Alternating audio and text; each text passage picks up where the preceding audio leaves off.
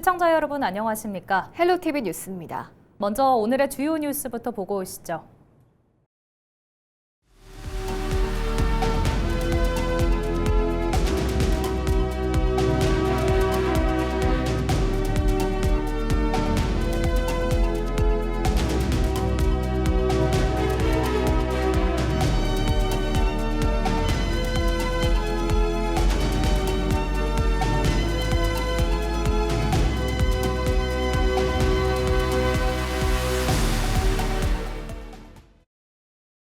이번 지방선거에서 전남, 해남은 변화보다 안정과 연속성을 선택했습니다.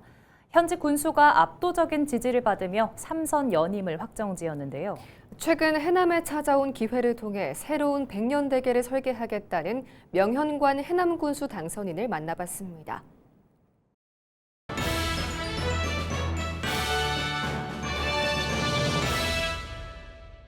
우리 해남 국민 여러분께서 민선 7기에 이어서 8기, 그리고 이번에 민선 9기 또 선택해 주신 우리 국민 여러분께 이 자리를 빌어서 고맙고 감사하다는 말씀을 드립니다.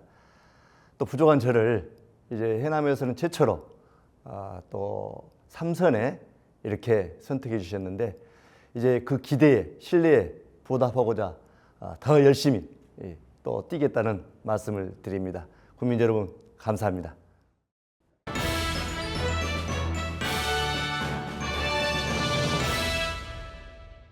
특히 이제 전라남도에서 유일하게 8년 연속 매니페스토 이렇게 최우수 기간, 그리고 적극 행정 전국에서 1위, 청렴도 또 1등급을 유지했고요.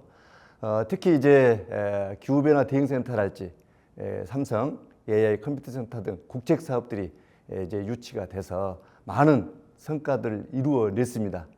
이런 성과를 바탕으로 이제 우리 해남이 미래를 준비하는 사업들, 미래 사업들, AI, 반도체 사업이랄지 이런 사업들을 준비해서 이 해남의 미래, 백년 대계를 준비하는 이런 틀을 마련해 나가는 귀중한 시간이라고 생각을 합니다.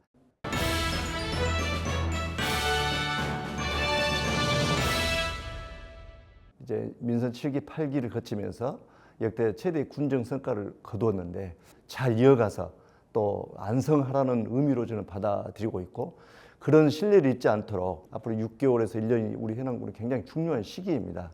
이제 이재명 정부가 2년차를 맞이했고, 이제 전남 광주 통합시가 7월 1일부터 출범하는데 선제적으로 대응해서 우리 농어촌이 소멸되어 온 것을, 특히 우리 해남이 이제 소멸되지 않는 그런 지자체로 발돋움하기 위해서 준비를 해야 되기 때문에 미래 산업에 더욱더 신경을 쓰고 또 그 박차를 가할 계획입니다.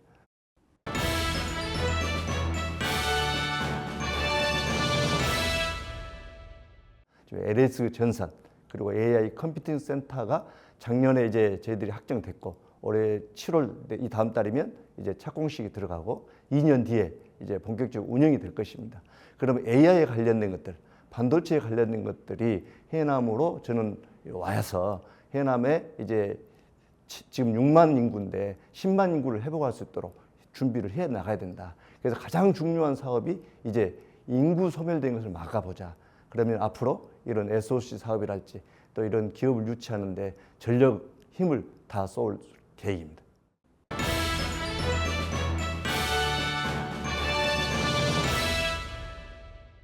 예, 이제 7월 1일 전남 광주와 통합시가 출범하면 우리 이제 전남 서부권에 우리 해남이 중심이 될 수 있도록 저희들이 해 나갈 것입니다. 그러려면 이제 우리 국민 여러분들께서 하나가 되고 힘을 합쳐줘야 됩니다. 분열이 되면 절대 성공할 수 없다고 생각합니다. 그래서 행정에서 하는 일들이 더 관심을 갖고 늘 응원해 주시면 좋겠다. 마지막에 이런 말씀을 드립니다. 헬로티비 뉴스는 9회 전국 동시지방선거 당선인을 만나보는 시간 이어가고 있습니다. 이번 시간에는 강진원, 강진 군수 당선인을 만나 당선 소감과 민선국의 군정 운영 방향을 들어봤습니다.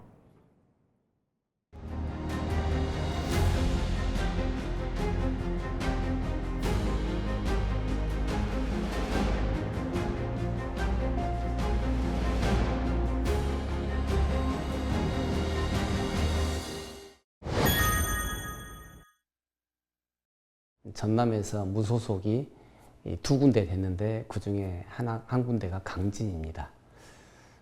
강진 군민들이 정당보다 인물, 그 다음에 옷의 색깔보다 사람을 선택한 결과라고 생각을 합니다.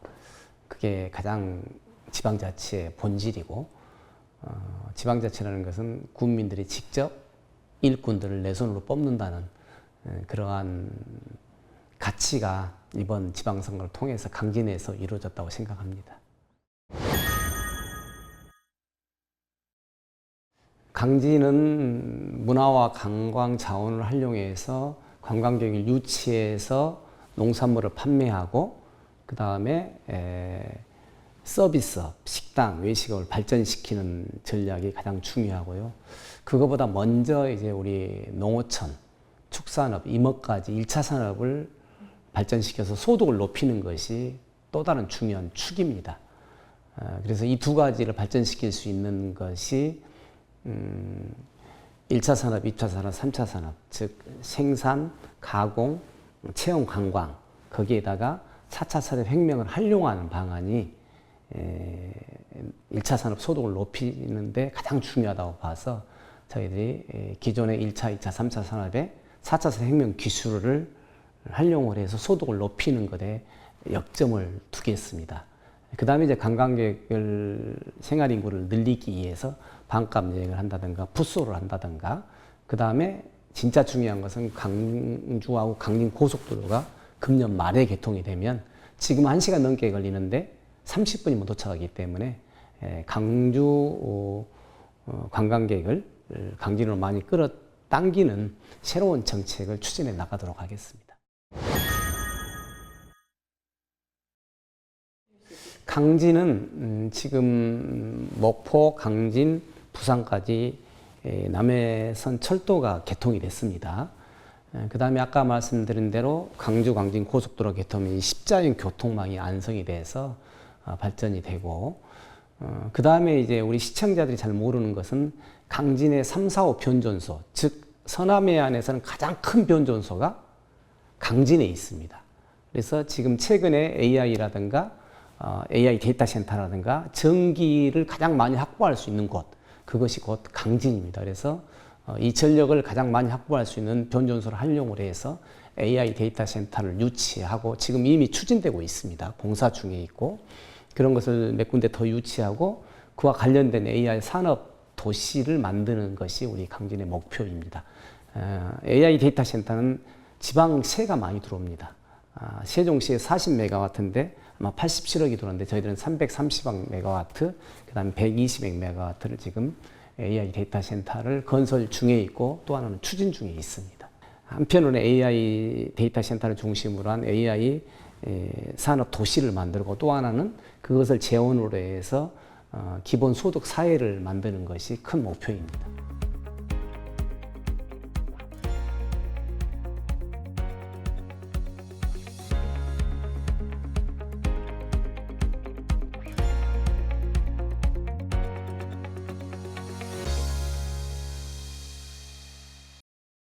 무소속으로 출마해 치열한 경쟁 끝에 광양시장에 당선된 박성현 당선인이 지역 발전과 시민 통합을 최우선 과제로 꼽고 있습니다.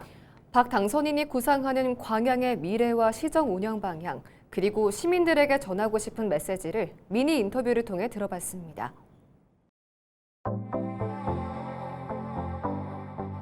그래서 경제를 살려라.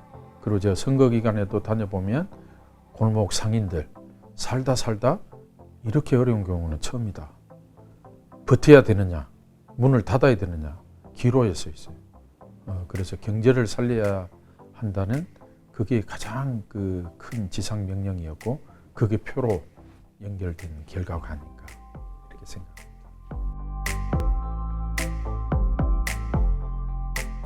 우선 고유가 민생지원금, 두 번째는 지역화폐 확대.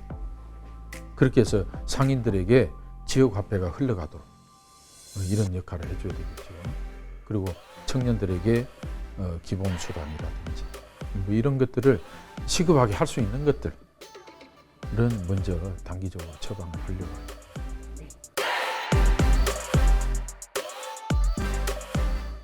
민심을 읽을 줄 알면 시의원님들이나 시장이나 국회의원이나 그거 따라가야죠. 민심이 경제를 살리라고 하는데 당심에 따라서 예산을 못 가지고 온다? 그건 말이 안 되잖아요. 저는 전혀 무소속이다 아니다 이거 걱정 안 해요. 그 부분은. 그런데 대부분 우리 시민들이나 또 우리 언론인들 대부분들이 그런 부분을 우려해요. 소속에 대해서. 근데 저는 그 문제는 소속의 문제가 아니라고 생각해요. 우리 대한민국의 옷 색깔을 보지 않고 인물과 역량을 바라보는 광양 시민들은 대한민국에 유일합니다. 너무나 저는 존경합니다. 우리 광양 시민들. 그래서 그만큼 저도 부담이 되죠. 이렇게 현명하신 위대하신 광양 시민들 눈에 맞게 저도 열심히 뛰어야 되기 때문에 어느 누구보다 더 열심히 뛰어야 되겠죠.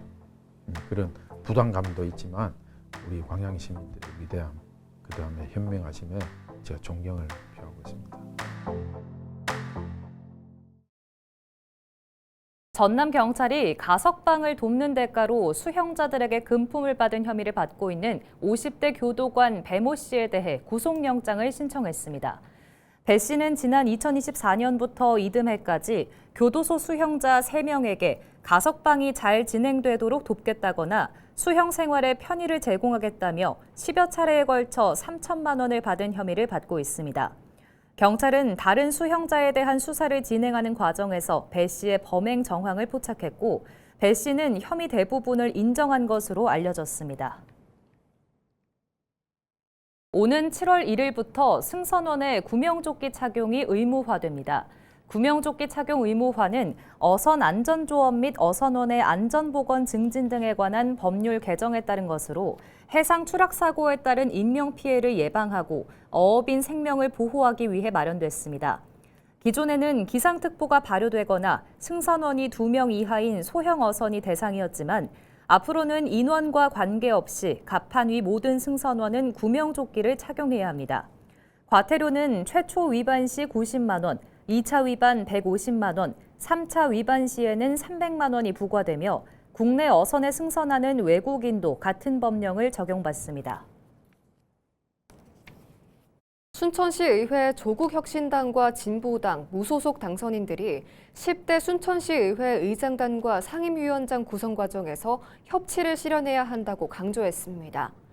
조국혁신당 이봉남, 김희강, 진보당 최미희, 김재진 당선인은 17일 순천시의회에서 기자회견을 열고 다수당인 더불어민주당이 압도적인 의석수를 앞세워 의장단과 상임위원장 자리를 독식하려 한다는 우려가 나오고 있다고 밝혔습니다.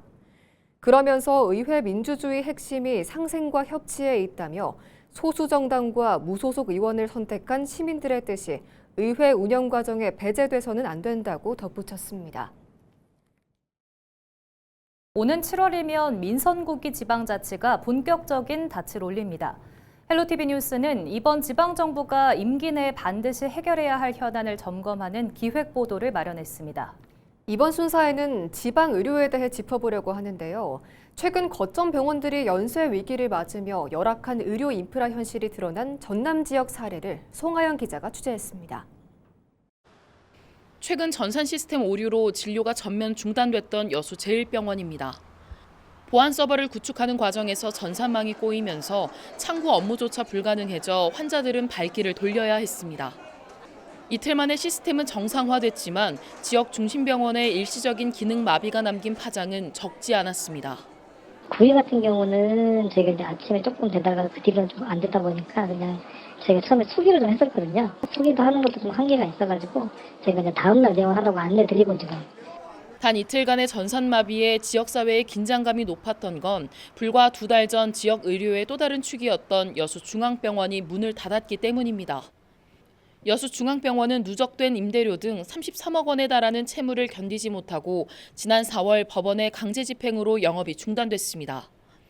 입원 중이던 환자들은 급하게 병원을 옮겨야 했고 직원 160여 명은 임금 일부를 받지 못한 채 떠나야 했습니다. 이런 상황에서 발생한 제1병원의 시스템 마비는 여수 지역 필수 의료 인프라가 얼마나 취약한지 여실히 보여주는 단면이 됐습니다. 이 같은 의료 공백과 재정난은 비단 여수만의 문제가 아닙니다. 순천과 목포, 강진에서는 공공의료의 중심축인 지역의료원이 코로나19 이후 재정 적자를 거듭해오면서 주민 건강권이 위협받고 있습니다. 하지만 민간 병원의 경영난을 행정이 직접 구제할 수 없는 데다 대형 병원 유치 역시 지자체 힘만으로는 역부족인 게 현실입니다. 이렇다 보니 정부와의 공조를 토대로 의료 인프라를 확충하는 민선구기 지자체의 정책적 노력이 절실한 상황. 이런 가운데 민선구기 여수시정을 이끌 서영학 당선인은 후보 시절 국립재활원 남부본원과 국립해양경찰병원 등 국가기관 유치를 통한 의료 인프라 확충을 대안으로 꼽았습니다. 국립재활원 남부본원을 여수 유치하겠다라고 말씀을 드린 바 있습니다. 이를 위해서 작년 12월 중순에 보건복지부 제1차관을 만나고 왔습니다. 상당히 긍정적인 반응을 하셨고 해양경찰청에 병원이 없습니다. 그래서 저는 국가와 협력해서 국립해양경찰병원을 여수로 유치하겠다. 갈수록 열악해지는 지방 의료 현실 속에 인프라 확충이라는 무거운 과제를 안은 민선구기 지방자치. 의료 공백을 메우고 지역민들의 건강권을 지켜낼 수 있을지 관심이 쏠리고 있습니다. 헬로티비 뉴스 송하영입니다. 전남 지역 의료 공백 문제를 짚어보는 기획보도 이어갑니다. 최근 전남의 출생아 수는 소폭 늘고 있지만 정작 아이를 낳을 병원과 의료진은 줄어들고 있는데요. 민선구기 지방정부가 풀어야 할 과제로 떠오른 지역 출산 기반 시설 문제를 장혜원 기자가 취재했습니다. 진도에서 7년째 생활하고 있는 배주희 씨. 임신 7개월 차인 배 씨는 출산을 앞두고 있지만 걱정이 앞섭니다. 진도에는 분만이 가능한 산부인과가 없어 정기검진부터 출산까지 모두 다른 지역 병원을 이용해야 하기 때문입니다. 임신 후기에는 이제 장시간 차량 이동 자체가 너무 부담스럽고 갑자기 응급 상황이 발생할까 봐 늘 불안한 마음을 가지고 있습니다. 올해 1분기 전남의 합계 출산율은 1.3명. 전국에서 가장 높은 수준이지만 출산 기반 시설은 여전히 부족합니다. 보건복지부가 지정한 분만 취약지 가운데 전남 지역의 시군은 모두 19곳. 진도와 완도, 신안 등은 분만 의료기관 접근성이 가장 낮은 A등급 지역에 포함돼 있습니다.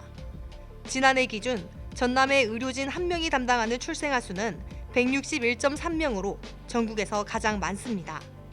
출생아 1000명당 분만 의료 인력수를 봐도 6.2명으로 전국 평균보다 적고 서울과 비교하면 2배 이상 적습니다. 지역 의료 현장에서는 인력 확보가 갈수록 어려워지고 있다고 호소합니다. 출산의 만큼은 시설도 갖춰야 되고, 근데 결정적인 의사가 없는 게 일단 제일 큰 문제겠죠. 그리고 간호 인력도 항시 대기할 수 있는 것도 아니고 분만이란 것이 24시간이잖아요. 출산 장려 정책만으로는 한계가 있는 만큼 아이를 낳고 키울 수 있는 의료 환경을 함께 갖추는 것이 시급한 상황. 민선구기 출범과 함께 지역 의료 공백 문제를 해소할 실질적인 대책이 마련될 수 있을지 관심이 모아지고 있습니다. 헬로티비 뉴스 장혜원입니다. 전남 경찰이 아동과 청소년에 대한 성착취물 영상을 유포하는 불법 사이트를 운영하면서 10억 원어치의 범죄 수익을 올린 일당을 적발했습니다. 전남경찰 사이버범죄수사대는 16일 아동과 청소년 성보호에 관한 법률 위반과 성폭력 범죄 처벌 등에 관한 특례법 위반 등 혐의로 A씨 등 2명을 구속했다고 밝혔습니다. 이들은 불법 사이트 8곳을 운영하면서 아동과 청소년 24명을 비롯한 107명에 대한 성착취물 영상 12만 개를 게시 또는 유포한 혐의를 받고 있습니다.